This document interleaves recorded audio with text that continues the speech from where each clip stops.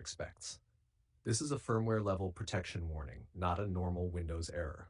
Below is a clear, practical way to understand and fix it. Shash, what this error actually means. HighGuard HP security firmware checks whether secure boot is enabled, boot keys are intact, firmware is trusted. If secure boot is off, reset, or tampered with, it throws this integrity error. Quick fix works in most cases. Step 1, enter BIOS UEFI.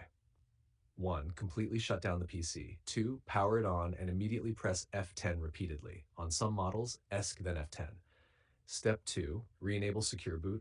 Go to Security, Secure Boot Configuration. Then set Secure Boot equals enabled. Set Legacy Support equals disabled. If there is an option, load factory default keys, restore Secure Boot keys. Save changes, exit. Shatter Step 3. Reboot. If the warning disappears, problem solved. If the error is still there. Try these in order. Option 1, reset BIOS to defaults. In BIOS, go to Exit, choose Load Setup Defaults, Restore Defaults. Save and restart. Then go back and confirm Secure Boot is enabled. Shash Option 2, Update BIOS, very important.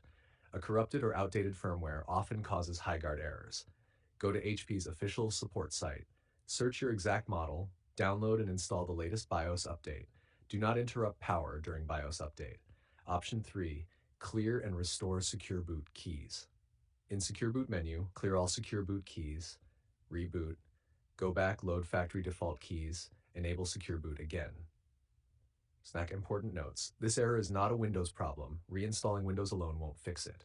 If it appeared after installing Linux, using custom bootloaders, modding BIOS, Secure Boot was likely disabled or altered.